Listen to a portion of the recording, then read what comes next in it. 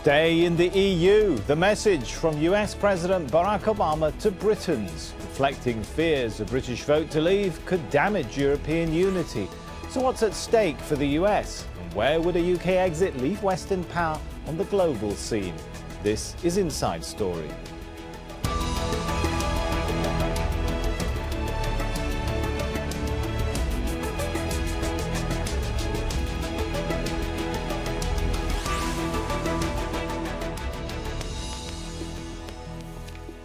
Hello and welcome to the show. I'm Sami Zeidan. The European Union doesn't moderate British influence, it magnifies it.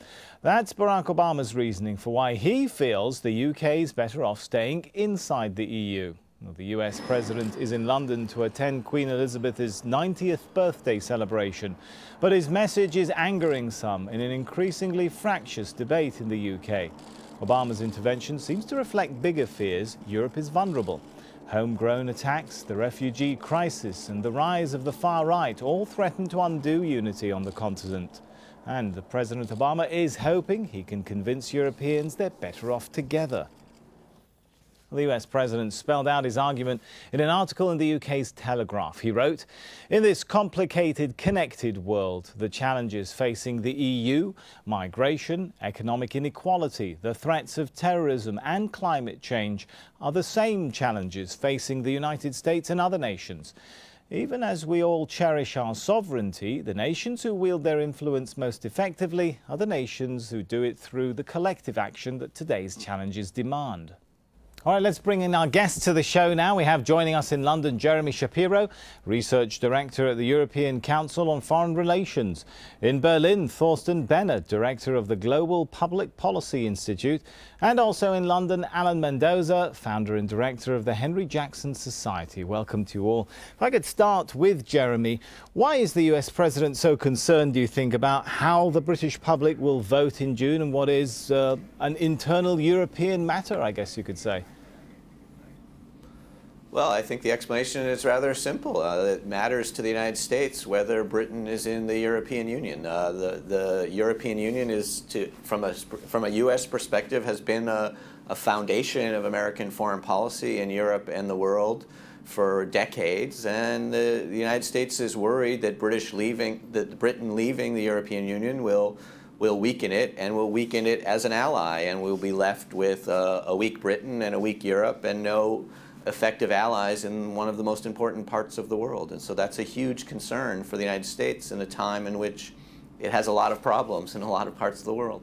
That is a huge concern indeed for the US. Thorsten, do you think that's a concern too, looking at things from Berlin, that if we do get a Brexit, as it's called, that could weaken the foundations of European common action?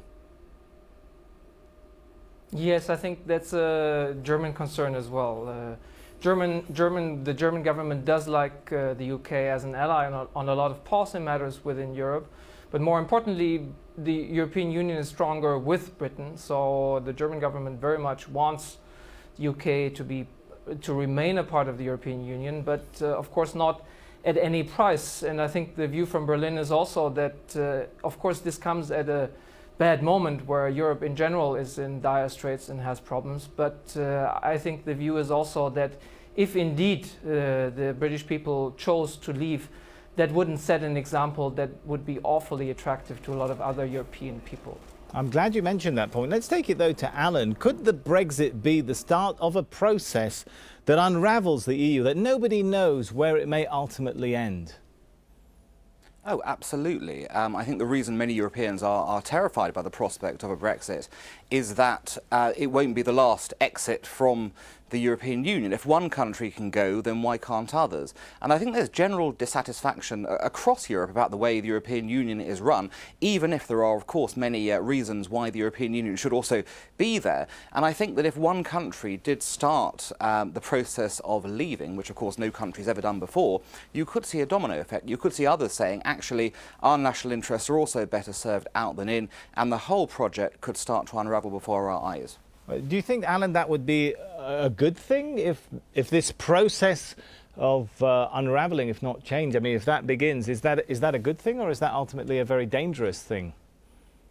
Well, I'm going to be rather controversial here. I would suggest that there's only two ways that Europe can develop as a bloc. And the two ways are, well, one way is to break up and go back to nation states, essentially accepting that a free trade area is where you are. And the second one is an entirely federal structure. And this, kind of reflects really the Eurozone countries more than anyone else. They have a common currency already. They should have political union. Now, if you've got the halfway house, nobody's satisfied. So it does seem to me that we're in a quandary full stop at the moment, because the very idea of Europe and the European Union is under attack because it is neither one thing nor another.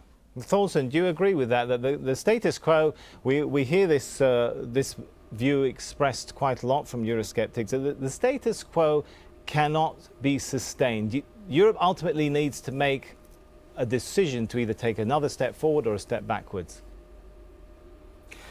I think, very few people, that's true, are happy with the status quo, but that doesn't mean that we need to go full force to a federal superstate that doesn't have a political majority on the continent. So that's not a political project.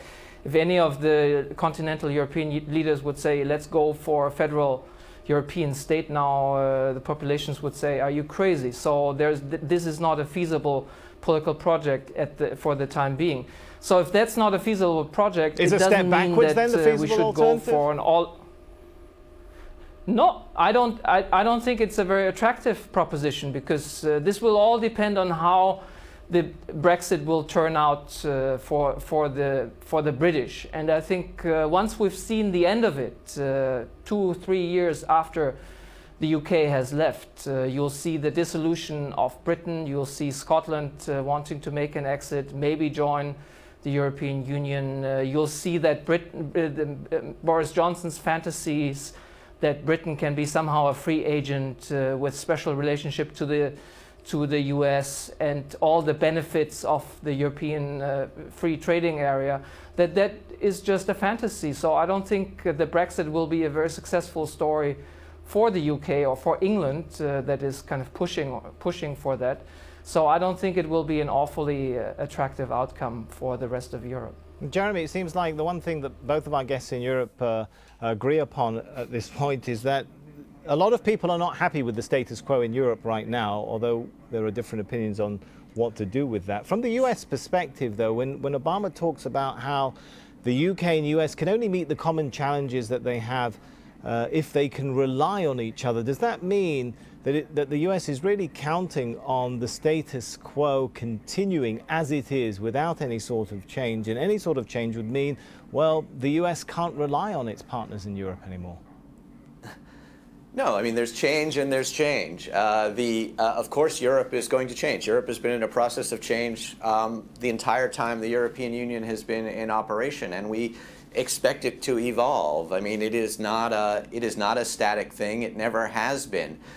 And I can well understand why people are dissatisfied with the status quo in the European construction. People, by the way, are satisfied with the status quo in the American construction, and we're seeing that play out in the presidential election. The question is, what do you do about it? And from a U.S. perspective, the idea of blowing up the entire project that has been actually, by and large, a success, on net, a success for the last several decades, is a crazy idea given some sort of dissatisfaction with the status quo.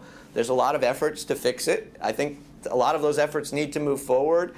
There can't be a federal state, so we're always, as Thorsten says, so they're always going to be muddling through. So what does a fix-it look like then, Jeremy? What the United States doesn't want to see is a radical revision of the status quo, which will hamper Europe's and Britain's ability to act as their partner. Sorry, Jeremy, so what does a fix-it, when you said there the US wants to see the situation fixed, what does a fix-it scenario look like that's acceptable perhaps to the US perspective? Oh, the U.S. has no real strong views on that. That's an internal European question. The United States is really only interested in the outputs, and the output it wants is a Europe which is an effective partner, and that can be in any number of configurations. That can be as a group of member states that work together. That can be as one more federal union if they want. That is completely up to Europe. What we want is an effective partner. What we've noticed is that the European Union has made the states of Europe a more effective partner, and we'd like it to continue in that way. Well, in the 70 years since its inception, the European Union has become America's largest trading partner, which is one of the reasons Obama's concerned about the EU's stability. Well, the refugee crisis has led to heightened border security, and several countries have considered building walls. The fear of homegrown attacks has triggered talk of ending visa-free travel in Europe. Greece's economic crisis also sparking concerns that the EU's economic interdependence might be a liability for some. And of course, there's been the rise in nationalism as far-right groups gain popularity right across the continent. Given all of these sorts of challenges that are going on, Alan, would you concede that perhaps at this point in time, any attempt to change or even reform the EU will ultimately lead back to the nation-state concept you were talking about? Well, I think the big problem with the European Union has always been its democratic deficit. The fact that essentially it's always been an elite project that's never needed to or felt the need to bring people along with it. And we've seen so many times a referenda across the continent having voted one way and been told, nation states been told you've got to vote another way in order to progress matters. I think the EU needs to take a stock of what's happened over the last few years and understand that the only way the project can move forwards is if it has democratic legitimacy, if there is a proper buy-in from people beneath. And that's going to require a whole cultural shift. Doesn't necessarily need to mean a whole reform programme of every single institution in the EU, but it's going to require a cultural shift that suggests that at the top level, people are going to have to look towards actually appealing to people as opposed to taking decisions from on high and just expecting people to deal with it in that way. If that's not done, then I think arguably that the only way the EU will end up will be indeed the sort of free trading nation states, because people will just have enough of it. If it, however, manages to change its culture, if you like, and that's a big ask given how long it's gone under the current culture, then it stands a realistic chance of actually adapting to a different kind of European Union. Thorsten, could any process to change then ultimately lead to more fracturing, not only within the EU, but fracturing and complicating joint action in other institutions, which the US President mentioned in his public letter to the British public, perhaps a fracturing of common European and transatlantic action within NATO, within the UN, and so on and so forth? I mean, there's not that much common European action in all these institutions already, and what you've been seeing over the past years is actually a very close coordination of the US with Berlin, with Germany as the new kind of special relationship for want of a better alternative in Europe. The importance of the UK has already been diminished. But that being said, I think there's lots of proposals out there on the table, as Jeremy Shapiro said, on how to fix current problems. And I think if we agree that the Europe of the future will be a lot more flexible, like we already now have a situation where the UK is not within the Schengen common passport-free travel area, and it's outside the Eurozone. And if we at the same time fix the governance problems of the Eurozone and address some of the problems of the Schengen passport-free trade area, passport-free travel zone, by having secured external borders, a common asylum system, I think people will also see that these institutions are worth preserving. But at the same time, we need to regenerate a passion also on the side of those who are in favor of the European project, because what we can see right now, and that's very clear, the passions are on the side of those who want to go back to national borders and pull up the national drawbridges. Those passions, Jeremy, from the US perspective, is there a worry that ultimately what we could be talking about is a change not only in the alliance or the type of relationship between the US and Europe, but ultimately a change in the global balance of power is at stake here? Perhaps. Look, I mean, the United States will adapt whatever happens, and we will have a relationship with Europe. We will have a relationship even with the United Kingdom. And frankly, from a U.S. perspective, I mean, I well understand why the president wants to sort of draw out the worst possible implications. And, we don't want to stir that stuff up. All of those things are possibilities. But the bigger effects, frankly, are on the United Kingdom and on Europe. I think that what the president was trying to tell the United Kingdom is, look, we have to deal with the world as it is. And that means that there are other powers out there, there are other forces out there which are making our lives more difficult. We think it's important to work together with you. If you don't want to do that, okay, but do understand that that means that you're not going to be able to do the things that you like to do right now. You are going to be a bit of a geopolitical irrelevance, and the United States is not going to be someone that you can rely on to create influence for you if you take this path. Alan, how much concern do you think there is in Europe on that theme, that Europe may be facing the rising challenge of Russia, for example, a resurgent Russia, with a lot less influence if it doesn't keep the sort of level of relationship which it has with the United States?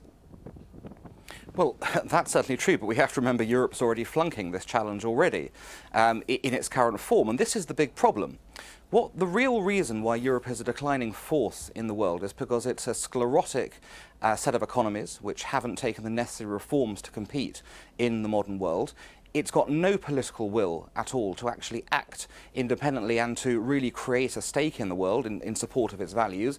It won't spend money in terms of defence. And if we talk about the partnership with the USA, for the last 20 years, the Americans have been fuming at the sidelines as the Europeans have cut defence budgets year on year on year, meaning they can't burden share with the USA. And the easiest way to restore the balance with America, very simply, is for Europeans to spend more money on defence. But with the exception of Britain and one or two others, they simply won't do it. And until they understand that point, you're going to have to accept that the USA will continue to see Europe as a declining force because it will not put money into military muscle that will require, if you like, the preservation of the international order. That's what America is still committed to. The Europeans have checked out a long time ago, and if they don't restore that will and desire to lead, then you will see no resurgence of European power on the global stage. Well, hang on, Alan. Will the sort of democratic process that you're calling for within European institutions mean that Europeans will actually choose to share more of that sort of burden and responsibility? Well, that's a choice. That's a choice Europeans will have to make. But they have to be aware that if they choose not to do so, they will increasingly be considered a minor and irrelevant part of the global order. Because if you don't have military muscle, hard power, to back up soft power, then you essentially have no power at all. Jeremy, I could see you shaking your head. I think you want to get in there. Yeah.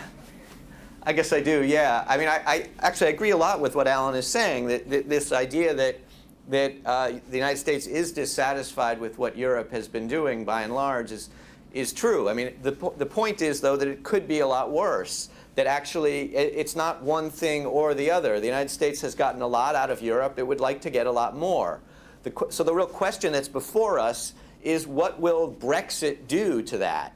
And it's not just about political will. It is also about capability. And if you think about a Europe that is breaking up, that is returning to nationalism, that is dividing itself into smaller and smaller units, that is not an image, a picture that is likely to improve Europe's capacity or interest in contributing to the types of global public goods that the United States would like to see. So yes, Alan is right. These decisions have to be made. The United States wants a better partner than it has out of Europe. But this is not a step in that direction. This is a step in the opposite direction.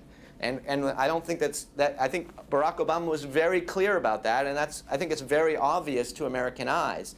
If we want to move forward with a better partner, we have to move forward together, not breaking up into smaller units. Okay, with a better capable partner, I think is Jeremy's argument. I could see Thorsten also shaking his head. Let's see where you come down in this, on which side of this discussion.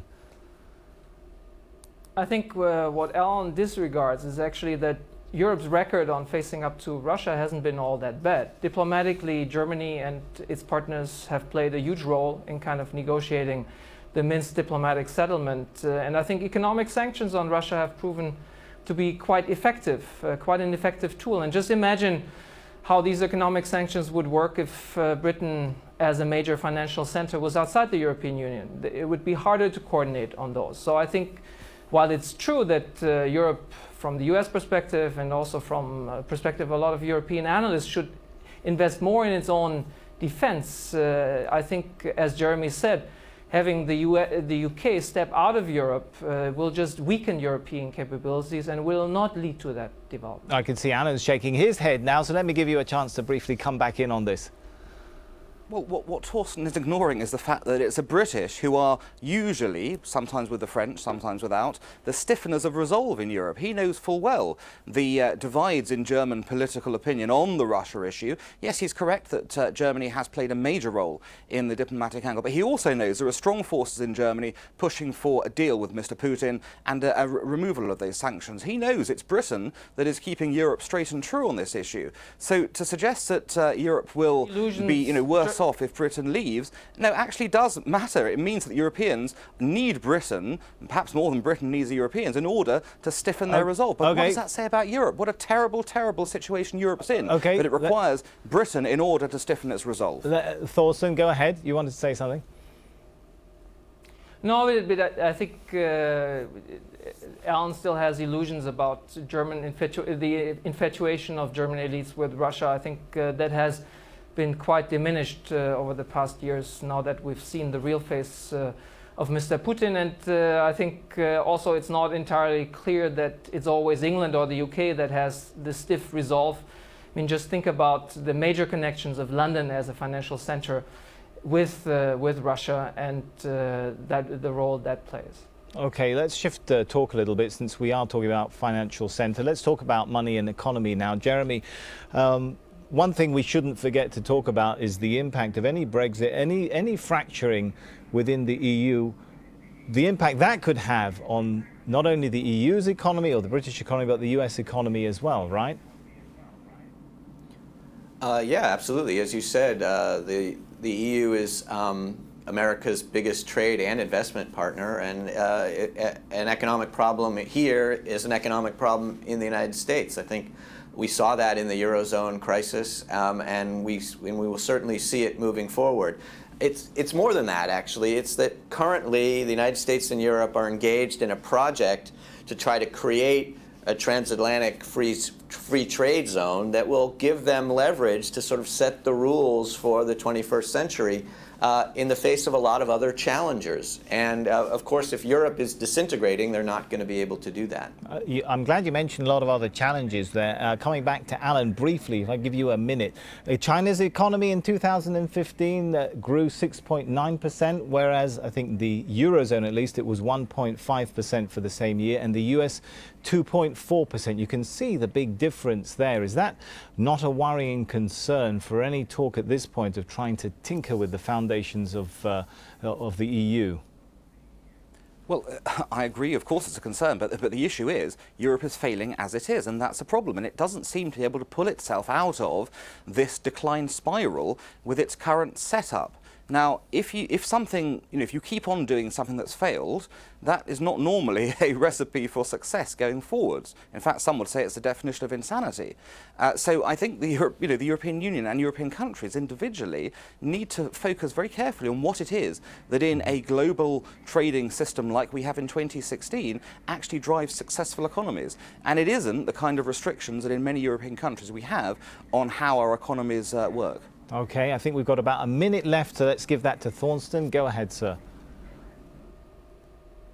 No, but I think what is decisive in the global economy is who sets the rules. Jeremy is very right on this. And if the UK chooses to be outside Europe, Europe is a major power setting global trade and economic and product standard rules.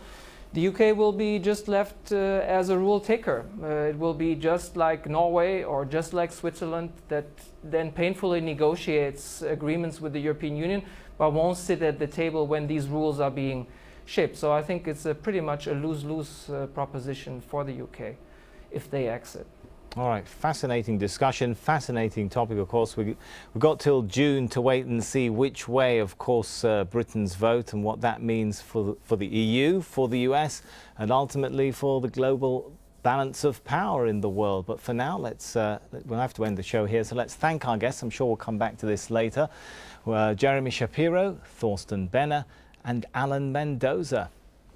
And thank you too for watching. You can see the show again anytime by visiting our website. And for further discussion, head over to our Facebook page. That's facebook.com/AJ Inside Story. You can also join the conversation on Twitter, our handle there, @AJ Inside Story. From me, Sami Zeidan, and the whole team here, for now, it's goodbye.